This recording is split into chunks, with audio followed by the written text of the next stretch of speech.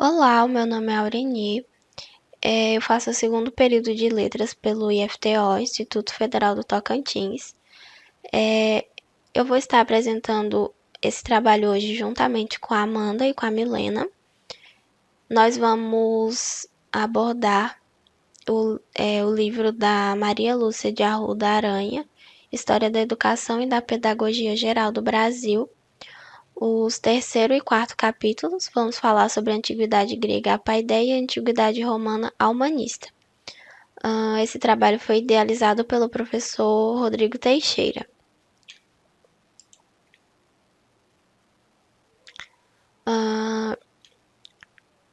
Nós vamos falar sobre o nascimento da civilização grega, os seus diferentes períodos históricos e a evolução da educação ao longo do tempo. O primeiro período que nós vamos abordar é sobre a civilização micênica. Na civilização micênica, predominava um povo chamado Aqueus. A polis daquela época era governada pelo Agamenon.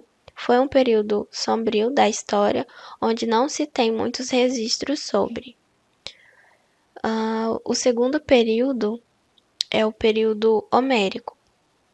É a época em que supostamente teria vivido Homero, o criador das epopeias Odisseia e Ilíada.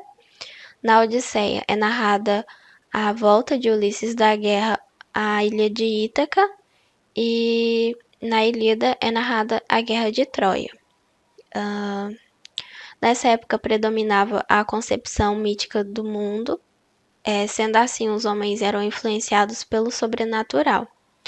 Homero ganhou o título de educador da Grécia. Esse título se deve pelo fato de os aedos recitarem os seus poemas, as suas epopeias, em praça pública durante a guerra, fazendo com que assim os jovens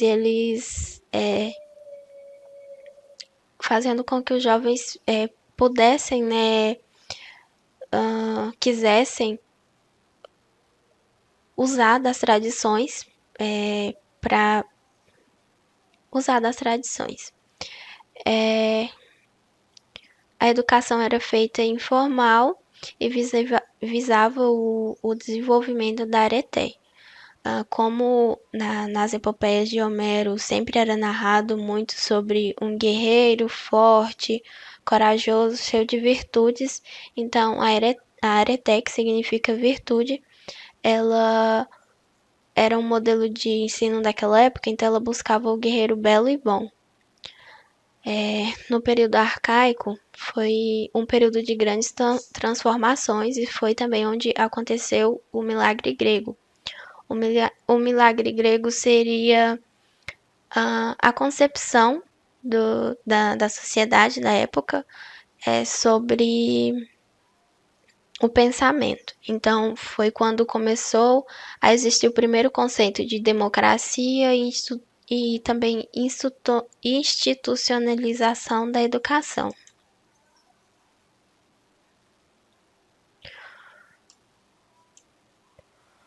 O período clássico foi o apogeu da civilização grega, a arte, onde se desenvolveu a arte, a literatura, a filosofia. Eles também tinham um modelo de democracia, mas era um modelo de democracia escravista. E a paideia. A paideia era uma formação integral onde visava o preparo do corpo e do espírito. O corpo, no caso, seria o preparo militar esportivo, físico, e o espírito seria o debate intelectual. A educação naquela época se dava primeiro pela família, depois por meio de preceptores e, por fim, pela escola. No período helenístico começa a decadência política, rivalidade entre polis, principalmente Esparta e Atenas, invasões dos macedônios e romanos, e também surgiu surgiu uns educadores, eles eram chamados de sofistas, eles eram muito criticados por Sócrates, Aristóteles, porque eles cobravam pelas suas aulas e eles não ensinavam a verdade, eles ensinavam as pessoas a terem uma boa oratória e saber discursar, mas de certa forma esses discursos eram vazios. Também foi a época do surgimento das certas artes liberais, a humanística, que foi a gramática, a retórica e a dialética, e a científica, a aritmética, música e geometria astronômica. As origens de Homero, educador da Grécia. Na época da aristocracia guerreira, descrita sobretudo nas epopeias de Homero, a educação visava a formação militar nobre. Tá. Aqui é sobre o que eu já falei, né? Que Homero, ele recebeu esse título de educador da Grécia porque naquela época visava-se visava-se muito a questão de que o guerreiro ele tinha que ser belo e bom, e aqui foi basicamente o surgimento da areté, né? Que foi essa virtude do guerreiro belo e bom. E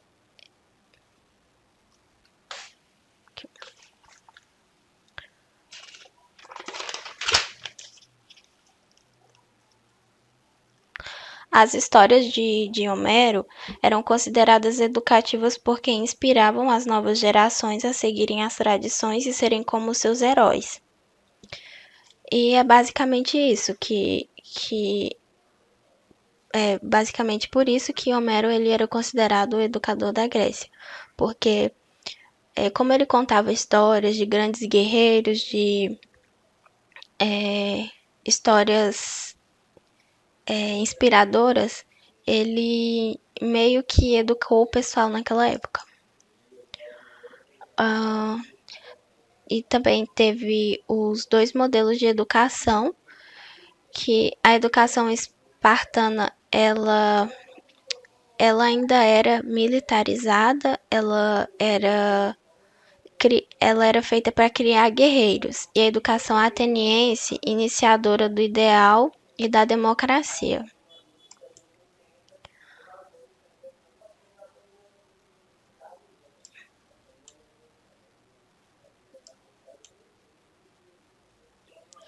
A cultura heleníaca, no entanto, fundiu-se às civilizações que dominaram, dando origem ao helenismo. No período helenístico, a antiga paideia torna-se enciclopédia, que significa literalmente educação em geral.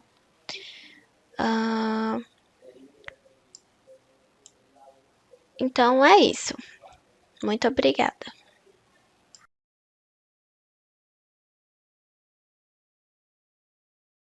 Olá a todos! Irei falar sobre a pedagogia daquela época. Pedagogia como reflexão à paideia, né? Sobre a paideia. Por se tratar, né, de uma sociedade teocrática, ou seja, né, onde o governo era de Deus, a educação estava junto, né, estava ligada à religião. Dessa forma, teve os três períodos: os pré-socráticos, socráticos ou clássicos, assim conhecidos, e o pós-socrático. O que são eles, né? O período pré-socrático foi onde o pensamento ele era voltado, né, à natureza e ao universo. O pensamento socrático foi aquele pensamento onde ele foi marcado, né, pela glória da Grécia, com o desenvolvimento cultural, urbano e filosófico. Já o pensamento, o período pós-socrático, ele foi voltado, né, ele mostrou o fim da hegemonia grega, né, e a queda do império. Sofistas, a arte da persuasão. Os sofistas, né, eles eram o professor da sabedoria, eram pessoas muito sábias. Com as mudanças, né, que estavam ocorrendo naquela época, o objeto de estudo ele passou de ser a natureza para a arte da persuasão, a arte do convencimento, né? Que iria ter muito mais importância para a cidade a partir de então. Os sofistas, eles exerciam um grande papel porque eles ensinavam as pessoas, né? Principalmente os jovens. Ele tinha um papel de convencimento, ele convencia as pessoas. O método socrático, né? O diálogo socrático. Esse método, ele era regido por determinadas regras, cujo intuito era de promover um pensamento autônomo, né? Um pensamento crítico do participante, né? E ele tinha como objetivo mostrar um caminho racional, né, para que os homens pudessem alcançar o verdadeiro conhecimento, a verdadeira sabedoria, né? A utopia de Platão, a alegoria da caverna. A alegoria da caverna ou mito da caverna. Nesse mito, nós somos representados pelos prisioneiros, que são pessoas comuns, né, que vivem em um mundo limitados, né, por suas crenças, né, pelos seus conhecimentos. Como podemos ver aí na imagem, tem um grupo de pessoas que estão sentadas, né, estão presas nessa caverna, onde consegue ver apenas as projeções, né? E apenas uma pessoa consegue sair dessa caverna e ver o mundo como ele realmente é. Essas projeções da realidade é o que nós vemos e julgamos ser, né? Aquilo que julgamos ser. A luz solar, assim que esse homem sai, ele fica cego, né, por alguns minutos por causa da luz solar, que está representando a dificuldade que temos de mudança, a dificuldade que temos para mudar. Aí quando Platão fala assim, aprender é lembrar, né? Ele quer dizer que quando a gente já nasce, né, com conhecimento. E à medida com que vamos crescendo, esse conhecimento, ele vai se perdendo. E quando a gente vai amadurecendo, vai estudando novamente, vamos estudando novos conhecimentos, aquele que tínhamos perdido vai se recuperando. Então, não é um conhecimento novo, é um conhecimento que já nascemos com ele, apenas havia se perdido. E Sócrates e a retórica. Sócrates foi um filósofo e retórico ateniense. Ele defendia a retórica como um núcleo essencial de uma formação. Dedicou-se ao estudo, ao ensino e fundou a sua escola, a escola retórica. O realismo aristotélico, a pedagogia aristotélica, né? A pedagogia, esse realismo, ele podia ser compreendido como uma reação, né, aos pensamentos dos sofistas, né? Aristóteles, ele acreditava que na educação como forma de preparar o homem para viver em sociedade. Quando ele fala assim, tornar-se o que deve ser, ele quer dizer que a educação, ela pretende, né? Ela pretende levar a nos tornar o que devemos ser, né? De certa forma, ela exerce essa influência. Os pós-socráticos. Os pós-socráticos são considerados aqueles filósofos que surgiram, né, que vieram após a morte de Sócrates. Olá pessoal, eu sou a Amanda e vou dar continuidade ao trabalho. Outros contextos que existiam na época era a realeza e a república. A realeza teve seu período em 753 a 590 a.C. e teve fatores como a fundação de Roma, a queda do rei Tarquínio, que foi o rei que defendia os povos plebeus, e com isso ele foi deportado em 509 por conta que os patrícios se descontentaram com ele por conta que ele era a favor dos plebeus. E outra coisa que existia também no período eram as divisões de classe, ou seja, os povos patrícios e os povos plebeus. Bom, a República. A República deu-se o período de 509 até 27 a.C. Os fatores dentro da República foi o início da luta entre os patrícios e plebeus, por conta que eles lutavam pela igualdade política, e a expansão militar. Império. No Império teve o surgimento do cristianismo, a crença monoteisteia e o declínio do artesanato e do comércio. Os humanitas desenvolveu-se no período do Império Romano, juntamente com a Grécia, numa concepção que não havia distinção entre vencidos. Roma tinha o direito da cidadania romana, enquanto a Grécia poderia incorporar seus padrões culturais que se tornasse herança da humanidade. Educação heróico-patrícia. A educação heróica patrícia era a educação que o povo da zona rural, ou seja, os patrícios, recebiam. E essa educação que eles recebiam visava os valores cultivados dos seus ancestrais, ou seja, dos seus familiares, seus parentes. Durante essa educação, era assim: a criança nascia, aí, com seus 5 anos, seus pais começavam a se educar, ou seja, dar educação, ensinar a ler, a escrever e a contar. Mas, após isso, eles aprendiam as tarefas dentro da zona rural, ou seja, ficava lado a lado aos escravos, capinava lotes, mexia com terras, e era assim. A educação cosmopolita foi o surgimento das escolas elementares particulares, onde nas escolas aprendiam a ler, a escrever e a contar. Mas essa educação, diferente da educação anterior, ela era uma educação muito demorada. As crianças demoravam muito a aprender a ler e a contar. Com isso, por exemplo, eles começavam o ensinamento com 7 anos e esse ensinamento durava até os 12 e muitas vezes a criança não sabia ler e nem escrever, pois era o surgimento das escolas particulares, né? Com isso, os educadores recebiam pouco e era uma educação de má qualidade por conta disso. Educação no Império. A educação no Império era semelhante à educação cosmopolita, pois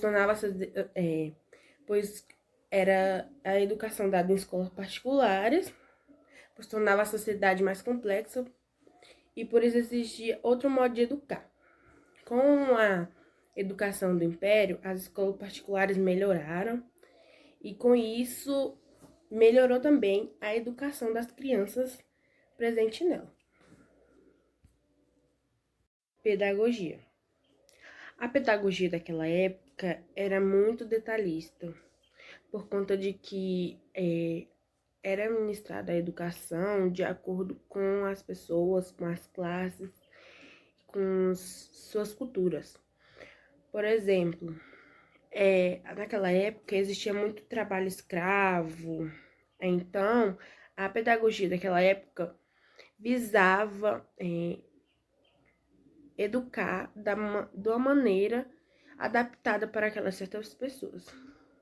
Os educadores orientavam pelo o modelo adequado à elite dirigente, ou seja, aos alunos, de forma individual racional, capaz de pensar no modo correto de expressar a forma convincente. A pedagogia grega era dividida em 2 partes.